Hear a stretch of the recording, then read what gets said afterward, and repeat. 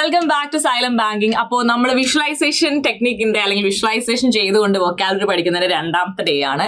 First ഡേയിലെ class നിങ്ങൾക്ക് ഇഷ്ടപ്പെട്ടു എന്ന് ഞാൻ കണ്ടായിരുന്നു. സോ ഇത് നിങ്ങൾക്ക് ഇഷ്ടപ്പെട്ട താഴെ ഉറപ്പായിട്ട് കമന്റ് ചെയ്യണം, എന്നാലും ഞാൻ അടുത്ത പാട്ട് ചെയ്യത്തുള്ളൂ. സോ ഇന്ന് ഞാൻ എടുത്തേക്കുന്ന ഫസ്റ്റ് വേർഡ് കണ്ടോ, എല്ലാവരും ഫുഡ് കഴിക്കാതിരിക്കുന്നതാണല്ലേ, അബേറ്റ് എന്നാണ് കൊടുത്തേക്കുന്നത്. അപ്പൊ ഈ അബേറ്റ് എന്ന് പറയുമ്പോൾ എനിക്ക് ആദ്യം ഓർമ്മ വന്നത് എയ്റ്റ് എന്ന വേർഡാണ്. ഈ എയ്റ്റ് എന്ന വേർഡ് കൊണ്ട് എന്താ ഉദ്ദേശിക്കുന്നത്? കഴിക്കുക അല്ലെ, കഴിച്ചു കഴിയുക.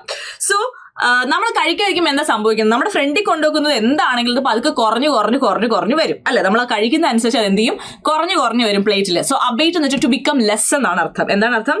ടു ബിക്കം ലെസ് അല്ലെങ്കിൽ റെഡ്യൂസ്, അതാണ് അതിന്റെ മീനിങ് വരുന്നത്. അബേറ്റ് അതായത് നമ്മൾ കഴിക്കുന്ന അനുസരിച്ച് എന്തായി വരും? അതിങ്ങനെ കുറഞ്ഞു വരും.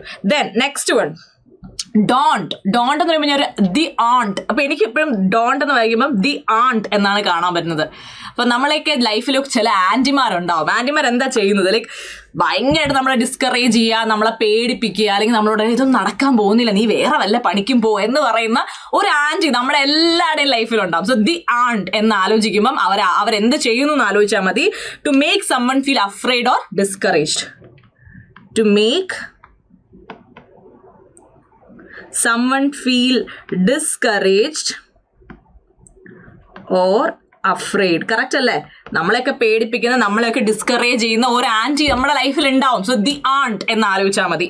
അടുത്ത നോക്കാം, ഫ്രഗൽ എന്ന് പറയുന്ന സമയത്ത് ഞാൻ ഇത് കാണുന്നത് ഫോർ യു ഗേൾ എന്നാണ്. അതിനെ മൂന്നായിട്ട് തിരിച്ചാൽ അങ്ങനെ ഫോർ യു ഗേൾ. എല്ലാ അച്ഛനമ്മമാരും പെൺകുട്ടികൾ ജനിച്ചാൽ അല്ലെങ്കിൽ മക്കൾ ജനിച്ചു കഴിഞ്ഞാൽ ശരിക്കും എന്താ ചെയ്യുന്നത്?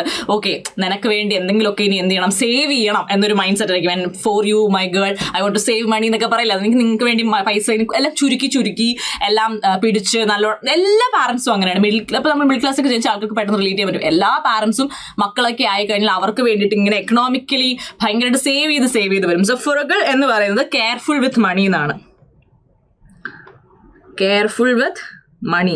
അപ്പൊ ഞാൻ ഫോർ യു ഗേൾ എന്നാണ് ഞാനത് ഓർത്ത് വെക്കുക. ഫോർ യു ഗേൾ എന്ന് ആലോചിക്കുമ്പോഴത്തേക്കും നമ്മൾ കുട്ടികൾക്ക് വേണ്ടിയിട്ട് പൈസയൊക്കെ സേവ് ചെയ്ത് വെക്കുന്നത്, ലൈക്ക് എന്താ പറയുക, വേസ്റ്റ് ചെയ്യാതെ മണി ഇങ്ങനെ സേവ് ചെയ്ത് വെക്കുന്നതാണ് ഞാൻ ഉദ്ദേശിക്കുന്നത്. ഈ പിക്ചർ കാണുമ്പോൾ ഞാൻ അതാണ് ആലോചിക്കണം. അച്ഛനമ്മമാരൊക്കെ മക്കൾക്ക് വേണ്ടിയിട്ട് പൈസയൊക്കെ സേവ് ചെയ്യില്ലേ? സോ അങ്ങനെ ആലോചിച്ചാൽ മതി. അടുത്തത് നെക്സ്റ്റ് വേർഡ് നോക്കാം, ആരഡസ് എന്ന് പറയുമ്പോഴത്തേക്കും നിങ്ങൾ മൗണ്ടെയിൻ കയറുന്ന ആലോചിച്ചാൽ മതി. ഒരു മൗണ്ടെയിൻ ക്ലൈംബ് ചെയ്യണം. എളുപ്പമുള്ള പരിപാടിയാണോ? അല്ല. മൗണ്ടെയിൻ അതായത് ഈ ട്രക്കിംഗ് എന്നൊക്കെ പറയാൻ തന്നെ ഭയങ്കര വലിയൊരു ടഫ് ടാസ്കുള്ള പരിപാടിയാണ്. അപ്പോൾ അത് കയറുക എന്ന് പറഞ്ഞു കഴിഞ്ഞാൽ പറയേണ്ട ആവശ്യമില്ല. It's very very difficult. So arduous എന്ന് പറയുന്നത് വെരി ഡിഫിക്കൾട്ട് ആൻഡ് ടയറിങ് എന്നാണ് അതിൻ്റെ മീനിങ്.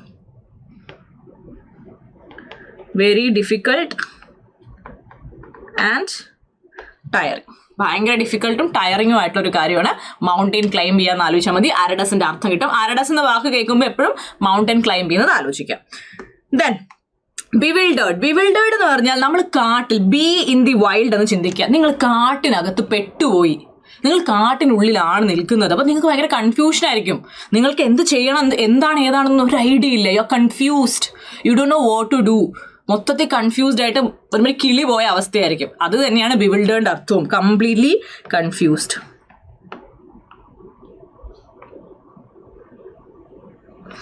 ഓക്കെ, സോ നമ്മൾ 5 വാക്കുകളാണ് ഇന്നത്തെ ഈ ഒരു സീരീസിൽ പഠിച്ചത്. ഈ 5 വാക്കുകളും എളുപ്പം ഓർത്തിരിക്കാൻ പറ്റുന്ന വാക്കുകളാണ്. സോ ഇവരെ ഓർത്തിരിക്കൽ ടെക്നിക്ക് മനസ്സിലായല്ലോ. ഇത് ഇഷ്ടപ്പെട്ടു, ഈ സീരീസ് നിങ്ങൾക്ക് ഇഷ്ടപ്പെട്ടുവെങ്കിൽ ഉറപ്പായിട്ട് നിങ്ങൾ എന്ത് ചെയ്യണം? താഴെ കമന്റ് ചെയ്യണം. നിങ്ങൾക്ക് ഇത് ഇഷ്ടപ്പെട്ടു, അടുത്ത പാർട്ട് വേണം. നിങ്ങൾ പാർട്ട് വേണമെന്ന് കമന്റ് ചെയ്താൽ ഞാൻ ഉറപ്പായിട്ട് അടുത്ത പാർട്ട് ചെയ്യും. സോ അടുത്തൊരു വീഡിയോയിൽ കാണുന്നവരെ thank you so much. Take care. By.